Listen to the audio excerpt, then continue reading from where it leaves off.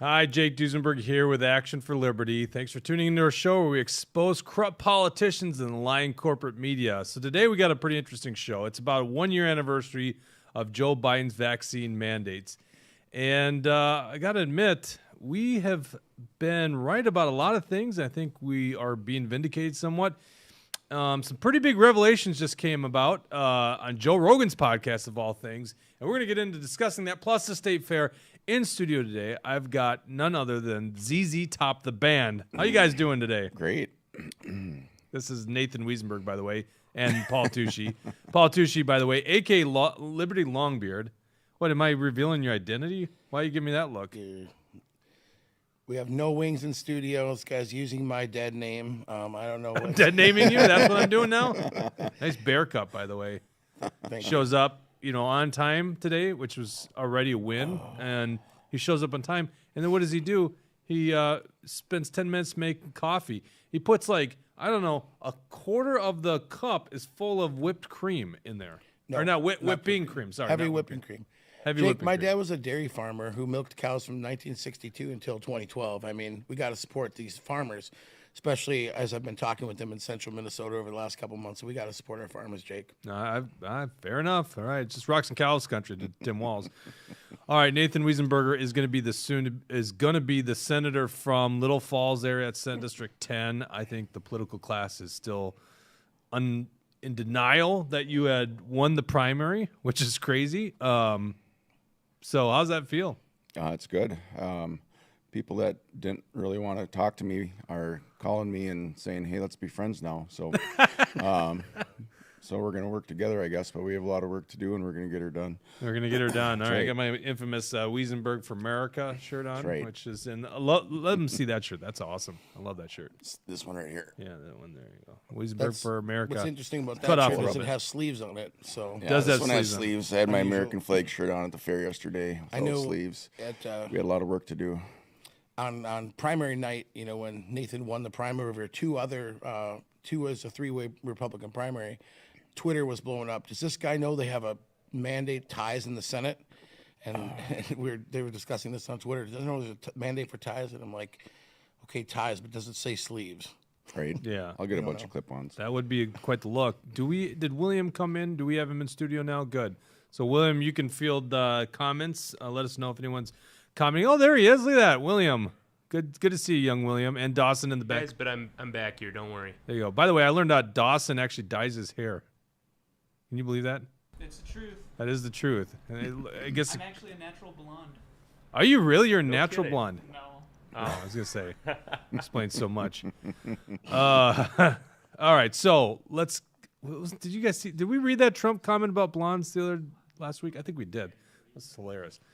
All right, let's get right into it. Joe Rogan, who I listen to a lot of his podcasts. I'm a big fan, especially since when I don't know if it's like this for you guys, but when the pandemic hit, you got all these influencers like Joe Rogan. Jordan Peterson's, I guess I would consider an influencer. You want to see where do these guys sit when it comes to this pandemic and the lockdowns, all that kind of stuff. And you're almost like, it's like that thing where you don't want to see your heroes in a bad light, right? It's always like that, kid with a sports star and they don't want to see the bad side of it. And unfortunately that often happens. That's what happened to me during the pandemic. I'm like, where do these guys stand on this important issue? Because I am hard in the paint against these lockdowns and against the mask mandates, all that kind of stuff. And it turned out guys like Joe Rogan were spot on, especially when it came to the vaccines. Yep. Another guy who was spot on was one of Liberty Longbeard's favorite people, Aaron Rodgers. Now, most people don't know this. I do have the owner of an NFL franchise team, the Green Bay Packers, here in studio. Liberty Longbeard owns the Green Bay Packers. Is that correct? Do I have that right? That's correct. I am an owner. And what was the dividend that your ownership stock was paying out last year? Well, we're happy enough to be a part of championship winning team, electing the board of directors, making the tough football decisions to allow us to win championship after championship. That we're not in it for the money.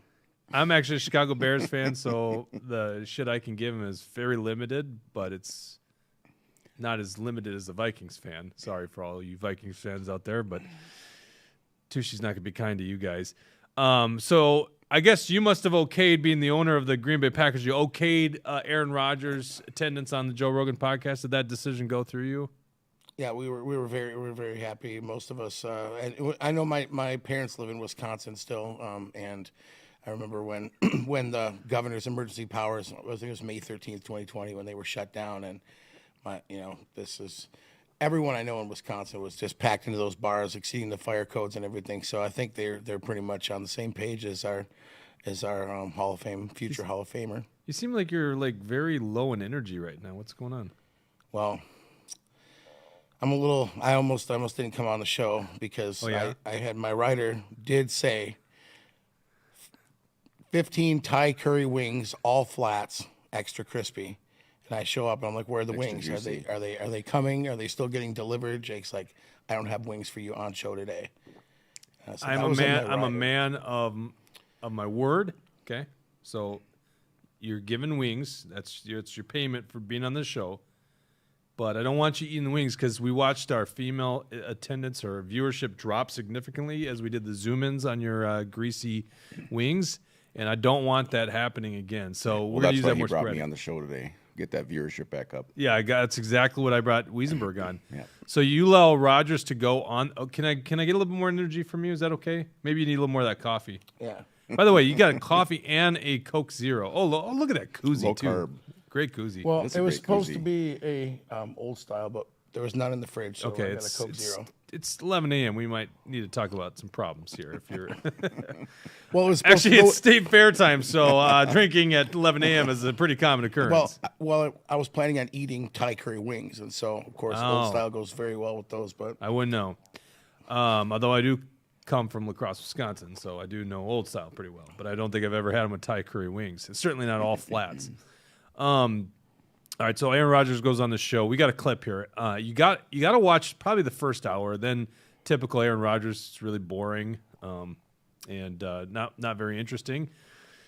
Certainly not as interesting as his play on the field. But his revelation at the beginning, I shouldn't say revelation with him, but just talking about what happened to him when he refused to get the vaccine, which he had a very reasonable excuse for. He had an allergy to the mRNA vaccine, which was very well known and was talked about in the scientific community. But they didn't care. They wanted to push on. So, Dawson, go ahead and play that clip. Y'all want headphones on? Understand, and maybe grant me a waiver, because one of the most difficult parts about the whole process was that there was clearly two classes of player at the facility. There was the vaxxed and the unvaxxed. And the vaxxed had full privileges. They tested once every 2 weeks. They had full privileges on the road. They could go out to dinner on the road. They could go to a concert in town. They could go to a comedy show that was in town. They could be at any place they wanted to, right, and live life normally. Non-vaxxed, fully masked, zero privileges on the road. Could not go into establishments more than 15 people. You could not be around more than three individuals from the team outside the facility. All these different, what I think now we all realize were crazy policies, and that's what actually got me into trouble, was that I attended a Halloween party in a 10,000 square foot warehouse with 18 other individuals, all fully vaccinated, and myself not vaxxed, and was eventually fined for that. Ended up getting COVID from a vaccinated teammate of mine who contracted COVID and spread it. And that's where it gets a little bit crazy. And I told this story, I think on the McAfee show, but I said, when I came to camp, they knew I was not vaccinated, right? So you had to submit a vaccination card. That went to the system with the NFL. And obviously I didn't have one, so we were given wristbands too. So everybody in the facility knew who was vaxxed and who wasn't vaxxed. Vaxxed was green, non-vaxxed was yellow. Oof. So already it's weird, like wearing your colors out there. And I think, Yeah, I mean, I don't know what your guys' thoughts are, but it's been about a year, and I remember this very well. As you can see, we got the Stop the Mandate sign right there, which was about the time of a state fair last year. We were basically opening up the state fair. We had workers all day there, and then we'd take off to these rallies. There was a bunch of different rallies. Obviously, you guys attended them, pushing against this vaccine mandate thing that Biden pushed on. Not that it wasn't already happening in the private sector. You had like ridiculous things like Carhartt was instituting stuff of mandates, and then you saw segregation of the community of like the population, the vaccinated and the unvaccinated, and then straight up lies like this thing's going to stop you from getting COVID. If you aren't vaccinated, you're a health risk. Like the idea that they would actually put like bracelets on these guys, green and yellow bracelets, and you can't go work out with it. And then at the end of the day, where does Aaron Rodgers get COVID from? A vaccinated player, right? That's not supposed to happen. And they'd call them breakthrough cases. I mean, that was the atmosphere we were in just 1 year ago, which is insane. Yeah, if the vaccine works, then why is it spreading, and why do I have to get vaccinated if everybody else is? I should be okay, right? Yeah, I've never understood that science. Like, you got to protect other people who are vaccinated. Like, if they're vaccinated, that should stop it. But they did change the definition of vaccine, right? During Yep, the they pandemic. changed it. Yep, Right. so it fits their agenda. So, and I'm not against vaccines. I'm just against this thing because it's a new thing that we don't know enough about. So, no, don't get it. I'm allergic to communism, and I don't like it. Tushy, I think what's really interesting about this case is Aaron Rodgers is a super athlete. As much as that hurts me to say that as a Chicago Bears fan, I mean, I don't think there's many people more in the know that he's a superb athlete than a Chicago Bears fan because of how many times this guy's beat our team. I did notice he had a man bun, though. He does have a man bun. That is true. What are your thoughts on that, Tushy? I'm not able to comment on that, but Your contract doesn't allow but it. no, I mean I had COVID and I made a sign that I brought to some of these medical freedom rallies and it said COVID survivor. I am the 99.93%, and the 99.93% was based on my age range at the time, which was 40 to 44, I believe, or 41 to 45, whatever they had on the Minnesota Department of Health. And I took the numbers of the tens of thousands of people who had COVID and how many deaths there were in my age range and determined that people like age 40 to 44 had a 99.93 survival rate. So I remember when people were freaking out about Aaron Rodgers didn't get his vaccine and blah, blah, blah. I'm like, a normal, like on average people, I mean, people in this country are healthy overweight and person have is all gonna be these okay. all these health problems, right? And people, the average in the population, there's like a handful of people in that age range that died, possibly because they had cancer or something like this, really.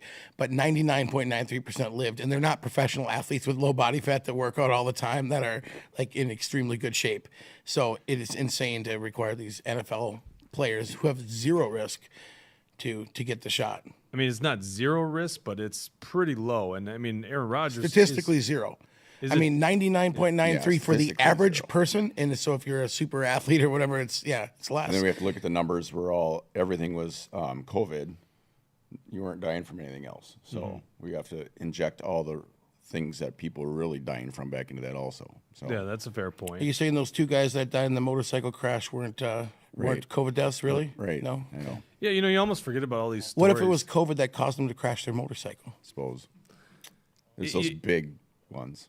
You almost forget how stupid it was, but that's literally what it was. Is like they would talk about people that died from vehicle crashes, and they would say tested positive. I'll never forget the story. What was it like?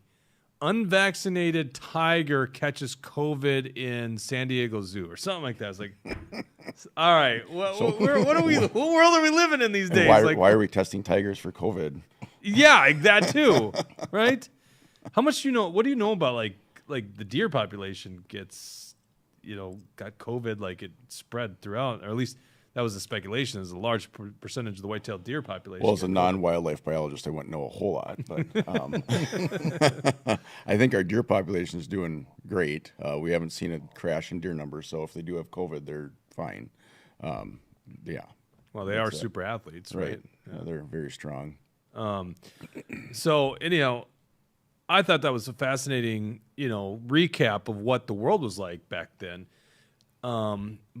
Where it gets really important is what the Biden administration did outside of just the vaccine mandates. And by the way, if you guys forgot, the U.S. Supreme Court decided that his vaccine mandates were unconstitutional when it applied to the general population and the general companies. I think, what was it? Companies with over 50 employees or something like that. Yeah, But they allowed it to stay for the medical professionals because they get Medicaid and Medicare payments, which is ridiculous. And the government pays things, then they can just overtake the whole economy, which is a ridiculous claim. But that's the jurisprudence these days. So I can't remember if it was before or after. I think it was it was the episode before Aaron Rodgers. And this was the tough part. So Joe Rogan has Dave Mustaine on, which I'm a Megadeth fan. So I'm like, I got to listen to this one. So I'm working my way through that one. And then all of a sudden he had Tim Dillon the week before. And then he puts Alex Berenson and then Aaron Rodgers. I'm like, these are tough choices. So I went with Aaron Rodgers one first. But the Alex Berenson was the probably most important one. I'd highly encourage you to go to Spotify and listen to this episode. I don't know which episode number it is, but it's like probably the second newest one. So Alex Berenson is a journalist. He's worked for, I think, the New York Times. He's very credible. And last year, I think July timeframe, he got banned from Twitter for what was construed as misinformation on the COVID vaccine. I want you to play this clip here for us, Dawson. This is quite the revelation of how that went down. Because I've now been publishing documents that show that the White House wanted me banned. And that is the biggest part of all of this. Okay, that's where the story is going now. That people inside the White House, this is Twitter employees talking to each other about a meeting that they had in April of 2021 before Twitter had ever done anything to me, where they said that the White House said, why is this guy still allowed to tweet? And at that time, they were saying to each other, these Twitter employees, we think he's fine. We don't think he's doing anything wrong. Well, you fast forward to July of 2021, just over a year ago, and Joe Biden says the vaccine, anybody who debates the vaccines, if social media platforms allow that, they are quote unquote killing people.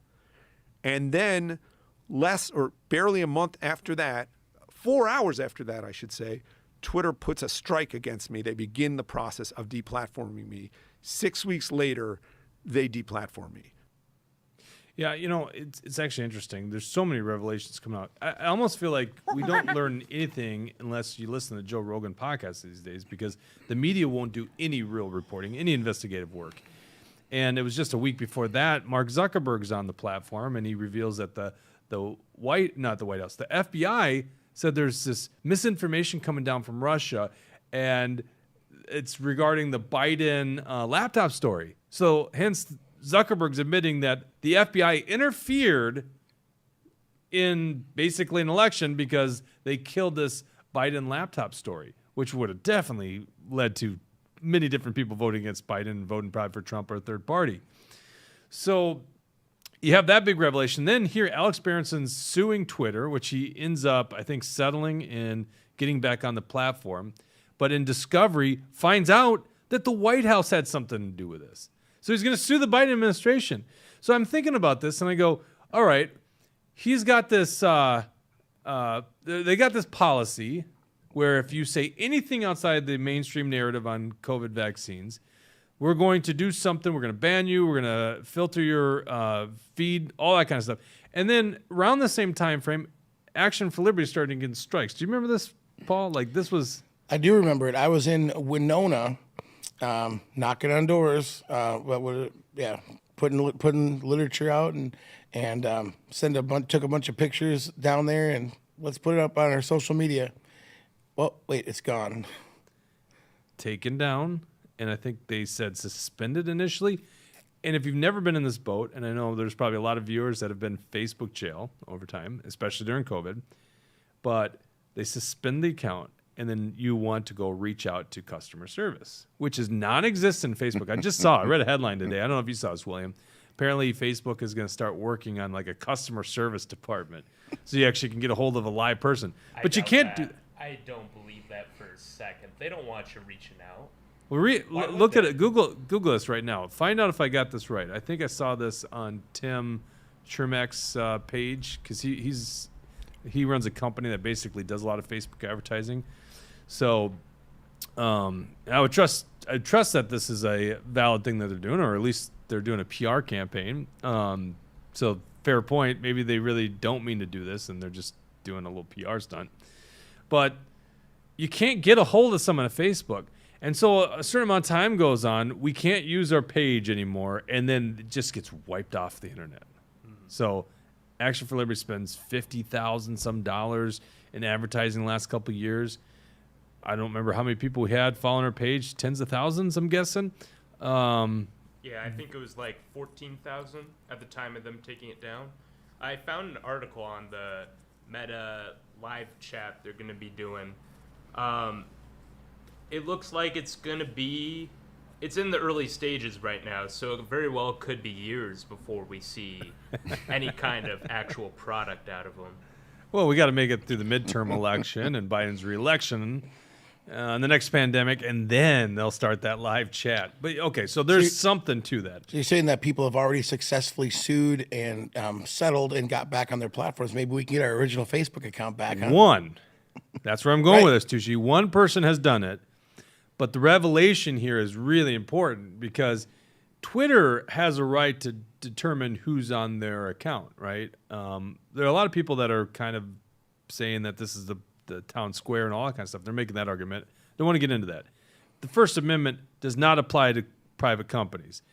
It specifically is applying to the government, and in this case, the federal government. So what the Biden administration is doing is infringing on free speech. What the FBI did that Zuckerberg admitted to is interfering in an election, right? And interfering with the freedom of the press. But in this case, the Biden administration is literally telling them to get rid of Alex Berenson. He says in the discovery that they were saying him by name. And I kind of wonder, because I don't think Alex Berenson's some huge name out there. Have you guys even I've heard never of heard of him, Yeah. no. Action for Liberty is the largest conservative grassroots organization in Minnesota. I mean, are we actually being named by politicians? Are we being named by the White House? Certainly they would say groups like this. I don't know how many groups are bigger than us that were against all the COVID stuff. I mean, we were probably the most prominent group. Certainly in Minnesota, we were the most prominent group. But around the country, I don't know what group talks like the way we do. And then beyond just this, we had a massive page. William, you probably remember the Stop V-Choice or Rally for V-Choice. Yeah, the medical freedom page. Yeah, they There's had like a- 50,000 people on there. 50,000, okay. That got removed also. Yeah, and they had to call it Rally for V-Choice. They couldn't call it against vaccine mandates because that would ban them. They wiped them off the internet, too. That was just an extension of our effort here in Minnesota. It was a massive Facebook group, good place to distribute information. Well, it was great at first, and I was actually an admin on this page, but as time went on, it was harder and harder to post stuff because they kept downgrading our priority in people's timelines. So what got like hundreds, maybe thousands of likes at the beginning of this thing, later on, like months in, it would only get like a handful of likes because Facebook just kept deprioritizing these posts. It was terrible. And then they eventually just banned them. Right? And what are we saying? We're saying it's an experimental vaccine. Fact? Right? Right. Yep. It's a fact. Okay. I In don't fact, know. that's not a fact because check the name of the false. It's vaccine. not a vaccine. Oh, Yeah. okay. We have our expert fact checker here that owns the Green Bay Packers. That's right. Yeah, that's right. Okay, so that is true that it is experimental. So that's one of the big things that we're saying. What else are we saying? That these aren't breakthrough cases. That people are actually getting COVID who have been vaccinated, right? Because at one time, I think it was June, July, somewhere in that time frame last year, Biden says this is a pandemic of the unvaccinated, and he would shame people for not getting the vaccine. And we were like, no, people are still getting COVID despite, and everyone knows at this point, the talking point is that it reduces the symptoms. Anytime a politician, which they all have gotten COVID at this point that are vaccinated, they say, well, thank God I got that vaccine and the booster because it's lessened the symptoms. They got no science behind this. They're just speculating, but they got to have a narrative. But that's so different than what they initially said. So that's the other thing this page and or this group and our Facebook page would talk about is that it's not actually working as a vaccine. It's not creating immunity. So those are two major things. We get deplatformed for revealing ahead of everybody else. And on top of all that, even if we were wrong, right? Even if we were wrong, which we could be because we don't know this. No one knew it. That's the problem. Our argument was you guys are saying something. You don't even know this. This isn't science. This isn't peer reviewed. This isn't gone through real testing. But even if we were wrong, we have a right to say that. The White House can't just interject and say, take these people off the platform. That is a infringement of our First Amendment right to free speech. And they did that. So even if we were wrong, which we weren't wrong on these things, and on top of that, and you're a scientist, science works with all the information coming out. Yep. So what they're doing outside of just the infringement of political speech is they're suppressing the ability for science to work. Well, yeah, you have to look at the information and deduce what's going on. You know, last fall, I know 3 different couples where one spouse had a shot and the other one didn't. And actually the spouse that had the vaccine got really, well, not really sick, they didn't die, but they had worse symptoms. And the spouse that didn't was fine. You know, they had to get tested because for work or whatever.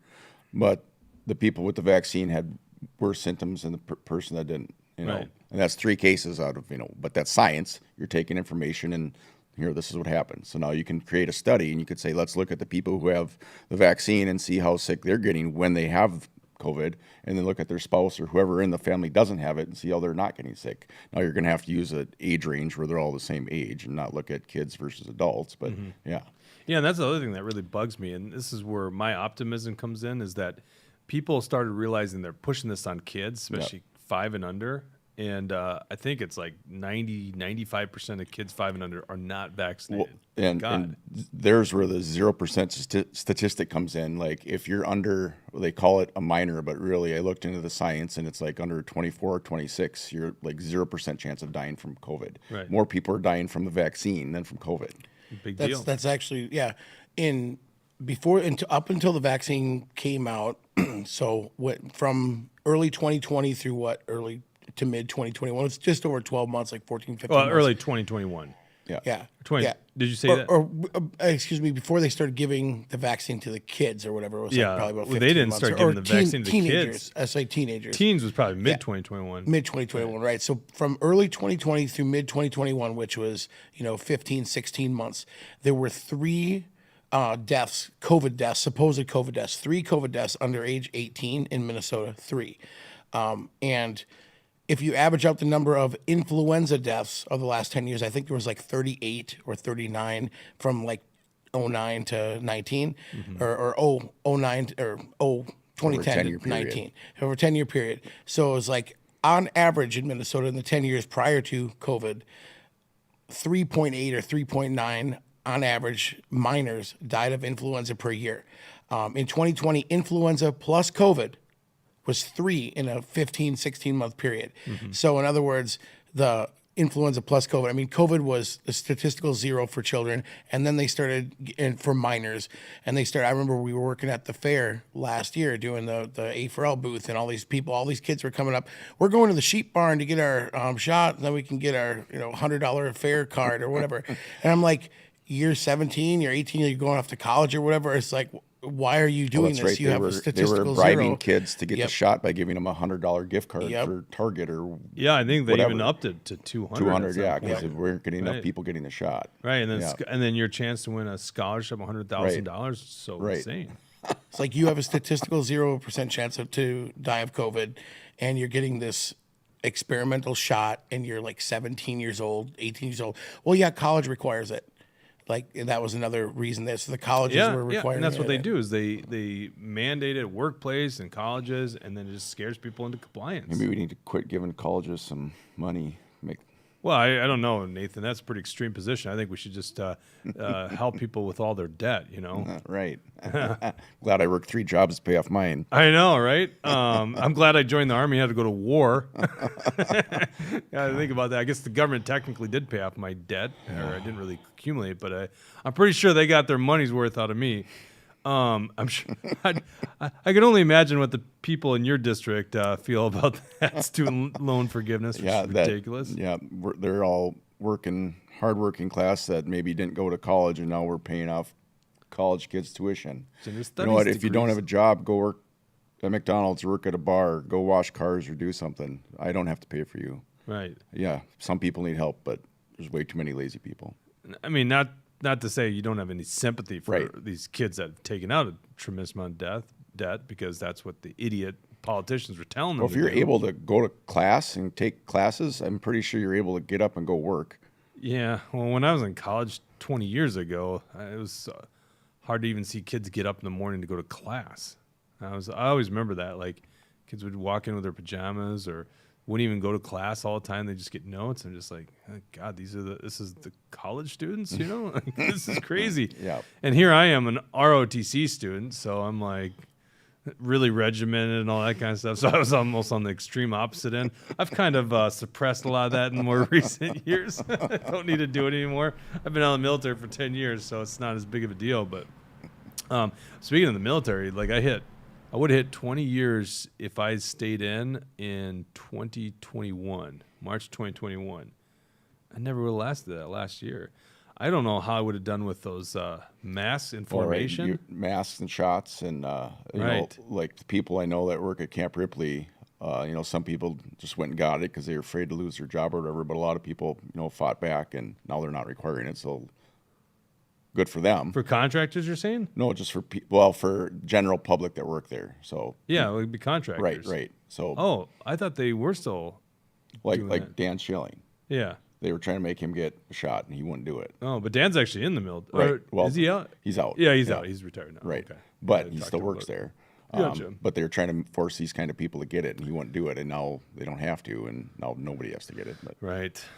And then meanwhile, you got a nursing strike here in Minnesota, and they just let good nurses go because of the vaccine mandates. It's absolutely insane. like, how come we can't find nurses? Because they all didn't want to inject some poison into their body that they don't know what's going to do. And Right. They quit. You know. And it's just experimental. Once again, it's experimental. Like I remember I was telling this joke back when the vaccines rolled. I go, I ran into a lab mouse on the street, or a lab rat on the street, and I asked him if he was getting the vaccination. And the lab rat said to me, "I'm waiting for the human trial to be over." It's like, that's what happened. Like, literally, we just went right That's what the in to mouse looks vaccinate our like now. people. What's that? And that's what the mouse looks like now. Yeah. So, anyhow, 1 year anniversary of this. I still think so. Let's segue into the State Fair booth, because you guys were both working there yesterday, Yep. which I noticed it was the most popular booth yesterday because of your guys' attendance. It was, yes. Yeah, great. not at all because of the message, right? Right. Listen, do we have our page up? I want to show people, like, you can go to, yeah, there you go. There's a good picture of the audience. If you go to our Facebook page, when we post pictures like this, you get the COVID disclaimer on it. Just an FYI. So then you wonder, are they like stopping people from seeing it? But that Dump Walls booth is so damn popular. I probably have got a contrast picture in there. Scroll down real quick between this and the Walls booth. Yeah, there you go. There's Tim Walls' booth. And I got a montage of pictures here. That's actually more people at the Walls booth than actually I saw yesterday. Yeah, I took So- shots of the booth 2 times yesterday. Go to that montage of pictures that I sent you, Dawson. I took multiple times of day, multiple different days. There's one picture. Like, look at this. 4 people just, first of all, why the porch? Like, what are you doing? You literally don't have any way for them to get onto the porch. So you're like putting this barrier between the people COVID. and you. It's a COVID barrier. Is it COVID? Yeah. Well, none of them were wearing masks on this shift. Well, It's because they have so- the barrier. It's so The insanely virus can't get stupid. through those Right. spikes in the porch. It's like a mask. I don't know how big a virus is, but I think it can't get through those It's they're only Must be. probably 5 inches apart. So. Yes, exactly. There's one guy coming up to the booth, and this is like, I think this is like 2:00 in the afternoon. So Yeah, that's that, just that was the guy. He said he was looking for directions for our booth, though. So Is that a factual statement or is that just a joke? don't 'Cause know. I Can could you- believe that for a second. can you fact check that, There's Liberty? a rainy day. I can't remember which day that is. Like no one is there, and I don't know. I'd have to look, but there's pictures of us. I'm sure if you go to our Facebook page, many pictures of us in the rain too, with a ton of people at our booth. No one's ever at their booth. I took that picture and I put our crowd in front of it, so it looked like at one point that they actually had a crowd. No one's going to Walls' booth. People are coming to our booth. It's extremely popular. And yeah, we're pushing the Give It Back petition, which is, we've been overtaxed by $12 billion. Paul, you've been there a lot longer than I have Who's this Paul? year. What's that? Who's Paul? Liberty Longbeard. You've All been right. there a lot longer than I have. Would you say that the Never Again petition's even more popular than the Give It Back right now at that booth? Yeah, it's getting more signatures. Some people support them both, so they just they'll scan the one. I think the Never Again is still on the booth, but yeah, I think it's getting more signatures. I mean, people know that we are the most effective organization in Minnesota, so if they want their $4,000 back, they know signing Fair signing point. up with us. So that's why they were probably more popular than the Walls booth. But what was something that's interesting is the GOP has a booth at the fair as well, and it's interesting. You can go there every day and see whether or not Nathan's sign is up. But on Sunday, people were coming down. I was trying to find your booth. This was on Sunday. I was trying to find I said, we asked them, where's the Dump Walls booth at the GOP? And they wouldn't tell us. So whoever was working the GOP booth on Sunday would not tell people where our booth was. I mean, the Inman GOP is a mixed bag. You got some really good people with the Inman GOP. It's not run by necessarily a good person. David Hand's such a corrupt guy, but then you get these haters in there. They call, it's really interesting. They call Action for Liberty a scammer group. Oh, these scammers and grifters. And it's like, last I checked, we have a massive presence at the state fair, and it's booming in popularity. So that's what's happening, is probably some petty jealousy, the fact that we're so effective. And also we call out people on both sides of the aisle, because you have to. You have to call out people that are working against liberty. I don't care if you got an R behind your name, but they don't think it that way. They think, well, you got an R behind the name, nothing could possibly be wrong about you. So tell me a little bit about the story of Nathan Wiesenberg's sign, because I just heard Mort's sign disappear. But yeah, we do need to have unity, unless you have 4 conservative endorsed candidates, and then Kurt and his allies, Kurt Dow and his allies, can spend like $100,000 against them, against 4 conservative endorsed candidates. But Nathan's sign. So yes, I had a bunch of signs in my car and happened to find one. I thought we were long out of Nathan Wiesenberg signs from the campaign. I found one buried under a couple other signs, Walls failed signs, in my car. So I said, I have a Wiesenberg sign. So on Friday at the fair, I went into the GOP booth and poked around, and they had all these other candidate signs up there. There was no Wiesenberg sign. So I asked I talked to the staff, right? Well, first, and they also had a Scott Jensen cutout and a Ryan Wilson cardboard cutout you could take pictures with. I said, well, these cutouts are good and all, but you know what fairgoers really want to take pictures with? They want the Wiesenberg cutout to take a picture with the Nathan Wiesenberg, and the GOP staffer said, no, they don't. And so I went back in the patio back there where they had all these candidate signs, and I came back and I said, and this particular guy was from Senate District 58 and was trying to help Jake Cordes get his endorsement down there, our double mask, triple vaxxed, COVID cultist guy. And so I saw at the patio they had a Bill Liskey sign. So I came back out and I said, they have a Bill Liskey sign back there, but I didn't see a Wiesenberg sign. I did find one in my car. I could bring it in tomorrow. And then one of the volunteers at the booth, said, oh yeah, candidates can put up signs. I was like, great, I'll bring it in tomorrow. So I brought it in on Saturday, put it up in a nice prominent place. Eric Lucero was there, and I put it right next to the Lucero sign, and I showed him Nathan's sign is right next to yours. You'll be colleagues next year, and I left. And then on Sunday, the next day, because I put it up Saturday noon, Sunday, some people from Morrison County came down, and they said, Nathan's sign is not up in the GOP booth. Like what? And another guy went in there from Morrison County. He said, yeah, it's they put it like behind a Jensen sign so nobody could see it. And so I went back in there. Like every day the thing's gone, and I took pictures or took videos of it. And there was a lady that was putting it up. Yesterday was Wednesday. So on Tuesday, I took a video. I said, look, the Wiesenberg sign has been moved again. It's a daily thing. They move it away. Well then I think maybe they saw me taking this video, and this lady came and put it up. Prominently said, yeah, they move these for press conferences, and then they don't put it back or something like this, right? So that was the narrative. Yeah, so that was the narrative. And then it yesterday was the first day it didn't move. The first day that it's actually there you staying go. in the same Progress. place. But Mort's sign was gone, and we went looking for that, and it was they said the same thing. It was moved for a press conference, and it should be somewhere, and it was next to a building buried behind a stack of like 10 or 15 other signs. So I think it was really windy and blew back there or something. Yeah, I'm sure not that's what happened. My God. Yeah. But they assured us it wasn't on purpose. So Right, yeah. somehow they don't know how it got there, but it certainly wasn't one of the 50 people Right. that went. All the legislators that went door knocking against him in his district, and then they've been at the booth. It couldn't have been one of them, even though they don't know who put it behind and all that stuff. Yeah. And by the way, you're a survivor of the hurricane on Saturday night that came through the state fair. I remember yeah. seeing the weather coming through, and I'm like, Noah, you gotta get ready. This thing's kind of hit you in 10 minutes, and you got some good footage of that. What was that like? My feet got pretty wet. I had to take the shuttle bus home with soaking wet feet, and then drive home with soaking wet feet. I finally got home, took my shoes and socks off. I was like, But no, it was wild, especially after the when we finally could make a break for it. It was hailing on our booth and everything, and some of us. Oh, were I didn't know home that. there, but yeah. What about the straight line winds? Did we seem protected from that? Because I didn't see any damage. Yeah, our booth wasn't damaged. Our booth was solid. Gotcha. American made. Whoever built that. Yeah, it is American made. Yeah, Michelle Even, by the way, co-creator of the booth. Her and Donna Zinga did a lot of work on it. You know who wasn't there during the bad weather? Any Tim Walz volunteers or Tim Walz himself? Scott Jensen came by yesterday. I got a picture of you with him. Jensen's made quite a bit of appearances at the State Fair booth. He's only like 100 yards down the road from us.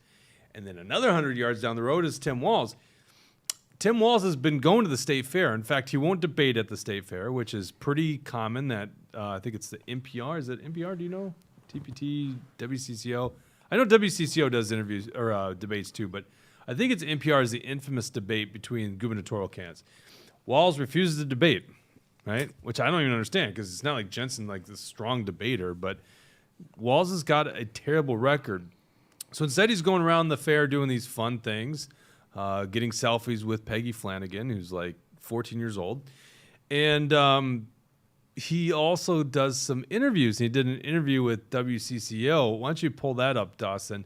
This was fascinating. He's getting a lot of heat for it, a comment he made about the school lockdowns or school shutdowns, which obviously a lot of people are very frustrated about. Test scores dropping, math, reading, all that really bad right now from, I think measurement was 2018 to 2021. And so Walz claims in an interview that 80% of our students miss less than 10 days of in-class learning. And now he's kind of backtrack on that statement. So, we're talking about 2021. But, you can watch the interview himself when I play the video. You'll see him in his own words downplaying the shutdowns, the school shutdowns. And it's fascinating to me. Your kids are in private school, aren't they? Yep. Nate? Okay. So mine are actually in Stillwater School District. Or I should say my one, because the other ones were too young at the time. Like, there, though, we use the same busing system as a public there you school, go. so it was the same thing. Yeah, Yeah. same thing. So my oldest at the time was in kindergarten, and he never went back to school that whole year, right? Yeah. Or I should say the whole year. Was it the whole year? Fall semester. I can't remember fall. Certainly didn't go back that school year. So that's 2 months of school missed. And I remember hearing this thing about the heroes, the frontline heroes, right? And teachers were being included in this. I'm like, so maybe you should be giving that money to my wife because, like, she was the teacher for my kid. What on earth is he thinking?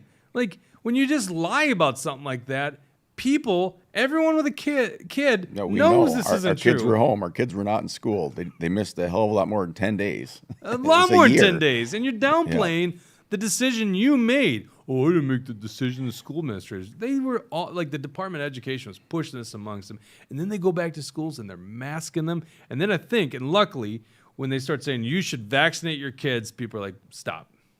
This is ridiculous. Well, you know, actually, when you mentioned the thing about Walls saying the kids only missed 10 days of school, and a thing came up in my head about the vaccines. At our school, if you weren't vaccinated and were exposed, you had to stay home. But if you're vaccinated, you could go to school.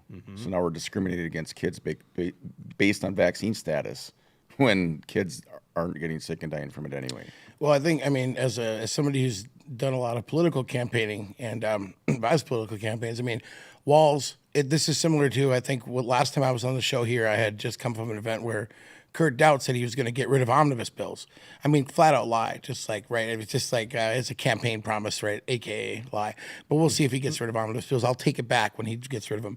But when Walls gets up there and says, none of the kids missed more than 10 days, right? He knows that anybody who has a kid in school knows that's a lie, and they're already upset about it. So if he admits to it, then, you know, that these parents are, if they're upset about that, they're already not going to vote for him, right? There's some maybe hardcore left-wingers that will, even though they know he's lying about this, they don't care, they'll vote for him.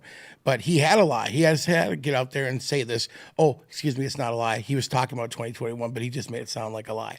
But, you know, he had to come out there and say, oh, yeah, no, the kids didn't miss any school. It's like, I'm going to get rid of omnibus bills. All these politicians lie. They tell all these stories, and it's not for the people. Like you said, all the parents know that he's lying, right? But there's a giant segment of the population, maybe independent voters are a ton of people that won't know he's lying. All right, so this is actually where I was going with this conversation. The point I was trying to make is, so our booth, very popular, his booth, not popular. Never again petitions getting signed, which basically says the governor can never shut down our economy, never shut down schools, churches, all that kind of stuff again. And our crowds, by the way, it's not like just hardcore conservatives. We're getting people that probably have never been involved in politics, and a lot of young people too, right? A lot of young people come to our booth. And so then Walls, who's basically dodging a debate against one of the, you know, to Jensen's credit, biggest voices in Minnesota against all the lunacy when it came to COVID mandates. And then on top of that, WCCO interviews Governor Walz about shutdowns. And I'm starting to think, are we seeing that this COVID stuff is still going to play? I mean, you have the revelations on the Joe Rogan podcast, and Joe Rogan's got the largest audience of any, you know, leaps and bounds bigger than CNN, Fox, MSNBC, all those people. Are we starting to see this issue becoming a big player in the election coming up in November? What do you think, Tucci? I just want to butt in and offer some Yeah. comments here from Jane. Jane makes two very good points. She says that Walz knows if he talks, it will only hurt him. I wonder if he thinks he has a sure thing. And then another comment from Jane says, I'm seeing a lot of ads against Jensen based on freedom of choice for abortion. It's on my YouTube feed, not just TV. Yeah, no kidding. That's all they're doing right now is they're just going after Jensen on abortion. That's the strategy of all Democrats right now. It's just hit them up on abortion. That's where they're the most vulnerable. But I'm just thinking, like, aren't these guys all vulnerable on COVID? Yeah. You know, I was starting to worry that wasn't going to be the case, that it was all going to be on other things. And I'm like, how do we just ignore what just happened? But the anecdotal evidence in front of me, and William, I'd love to hear your opinion too on it, is that people really do still care about this issue. And it, Walz really can't talk about it. Right. Nobody It's wants to wear terrible. masks anymore. Right. Nobody wants to get a shot. So, Well, that's not true, Nathan. There was a lady on the Skyway we put on our that's Facebook right, yeah. page Well. wearing a mask alone. She's on the Skyway alone. You know, Dawson, who's not even that political. I mean, it's funny watching his face just light up like, oh my God, We'll I'm qualify- learning things yeah, here. We'll qualify that statement. Nobody who's ever voted for anyone but a Democrat in their life, doesn't want to wear a mask or get any more boosters. In other words, not only all the Republicans, but most all independents, and even liberal-leaning independents. As I was door knocking here before primary and talking to people, there are a lot of people that are Democrat or independent that are pissed off. Yeah. And they're not voting Democrat anymore. They're going to vote Republican because they're sick of all this crap. Like, there's guys that I was hardcore Democrat and I couldn't do it, but looking at Walz and looking at Biden, I'm done. Yeah, It's and, just nuts. and on top of that, if you live in the inner city, where it's like the biggest block of Democrat voters, they're losing some of those people, not all of them, obviously, but some of those people because of the uprising of crime. Yeah. Which Walz looks also terrible on. We just don't talk about that much on this show and in Action for Liberty, but that is a huge issue to certain people. When you get outside the inner city, it's not as big of an issue. It still is an issue. It's just not as big of an issue to those people. And you don't have to go too far from this office, 5 miles down the road, and you're seeing a totally different world. It's like a third world country out there. So I was at the Action for Liberty booth, I think 11 days of the fair last year in 2021, and I've been there this year. There are fewer haters this year. Like, there are a handful of people a day that will run by the booth and be like, I like Walz. And then about you that loud, too. Yeah, and if you yell at them, like, what do you like about him? They just, like, run away because they won't, like, they don't want to. But last year we had people come in with their 2 masks on, 20 years old, like screaming at us that we were killing everyone. But this year there isn't that anymore, right? No. But there are, you mentioned, there are people, young people, all kinds of young people that come up and they're like, well, I don't like Scott Jensen, like people that are like liberals, progressive voters and stuff. Well, I don't like Jensen. I'm like, well, do you like Walz? Well, I mean, not really, but I don't like Jensen. And then we'll talk, or how some of them will even say, the ones that run by, they don't want to talk. But These people are will come up, probably young non-voters, people, though, too, especially so. like progressive people, will come up and say, how has Walz failed? And I'll walk them through a handful of things, like, well, when people were infected with COVID and he put them into nursing homes and thousands of people died, and I'll just walk them through some of what the business closures were, so a flower shop gets shut down. So the local person that grows organic flowers, locally in the community and all the money stays in the community, she loses her small business. And the corporate growers that are destroying the environment in California with their corporate growing deal with all their pesticides, grow them out there, ship them by diesel truck, corporate shipping companies or whatever for thousands of miles, bring them to Minnesota, and they sell them at Walmart. And there's 400 people, videos of 400 people in Walmart on Mother's Day buying flowers. That didn't keep people safe, and it didn't help the small, this hurt this woman and, who lost her flower shop. And these guys are like, yeah, like the progressives are like, yeah, I don't like that, all these things Walz did benefited these corporations. I've talked to a lot of people. Didn't Walz's shutdowns affect your mirror salesmanship or sales? They did business? affect my mirror sales and my Facebook sales. They were actually, those Facebook sales were in the tank. One of these days we got to do they- maybe we'll do a special documentary on the story of Liberty Longbeard. We should definitely do that. I'm down for that. Are you really? I've had people, though. I've had a lot of people come up, like progressives, and especially the young people. I know that most people end up holding their nose. Not me, but like for example, almost every Republican I knew hated Mitt Romney in 2012, but most of them ended up voting for that. I'm proud to say I never voted for him, but I actually did. I can't believe I but people, people sometimes. But at this booth, all these progressives are like, well, I don't like Jensen. And I'm like, well, do you like Walz? Or how did Walz fail? And I'll explain it to them, and people will leave saying, well, maybe I'll vote for James McCaskill. He's the legal marijuana now party candidate. And especially, I'm engaging a lot of people that I can kind of tell that they're not typical conservative people, right? But as I engage them at the booth, they'll say, well, yeah, these people are both, privileged, like Walz and Jensen or whatever. They're privileged people. And James McCaskill is a young guy who was, active in the all the 2020 when everything in Minneapolis and there's a lot of people that are like, yeah, I'll vote for him over Walz because like progressive voters don't like Walz either. Like he's anybody who obviously he got out of the Guard before he had to go to war. Then he was in Congress for over a decade or whatever, right? Like made $1 million as a congressman. The guy has no concern for anybody living in Minneapolis. He lives in a mansion. He's got privilege. He doesn't care about the people, and a lot of people know that. So even people who don't like Republicans are like, yeah, I might vote for some other. Yeah, I think candidate. that's what you're seeing. Is you're seeing a ton of people, and that's kind of my point. Is that this stuff is playing out, and there's a lot of other issues out there. Of course, inflation's a big one too. But what do you guys say? Well, so this is from when I think Walz was in Congress in 2018. He said, I accidentally voted for HR 4712. So basically that said if, let's say there's a late term abortion at 38 weeks or something, and they try to have an abortion, it's born alive, he accidentally voted to say, oh, we should try to keep it alive. He meant to vote against it. So if the baby is like 38 weeks old and it's born alive, he's okay with that baby being killed. Jeez. So that's I think this is a great point to be talking out for the election because abortion's obviously going to be a big deal, but I don't think people realize, like the average voter realizes, how extreme the Democrats Right. are on abortion. They want to abort it after they're born in Yep. some states. I know that's a thing in California. So they got to be exposed for just how far left they really are. Yeah, that's a good point. I mean, I don't see big money pouring in on that issue on Team Red, but they are extreme on that issue. right. Yeah, you say we're extreme. That's pretty extreme. That's very extreme. Oh, it's murder, right? It's murder, right? You know, there's no easier way to tell someone's political views just by seeing them than someone that's masked outdoors at the state fair, right? Like 100%, these people vote completely opposite to us, right? Is that a fair point? Yes. And I always laugh because, you know, if you go by a booth or been to our booth, it's overwhelmingly positive. But, you know, there are liberals walking around, so you'll get some hatred. But I always love the masked ones. They start yelling at you, and you can't hear what they're saying because they're masked up. It's like, huh, What they that's say? what I do. I'm Right. like, huh, what? Then you hand them a Walls filled sign. Yeah.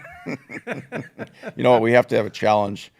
If someone can get him to sign one of those fans, that'd be great. Yeah, actually, a lot of us have been talking about that. If Yeah. we, could get Walls to sign one of the fans. Well, I've seen this before with Paul. Walls is nowhere to be found. So he is at the fair doing photo ops, right? But I know I was in 2015.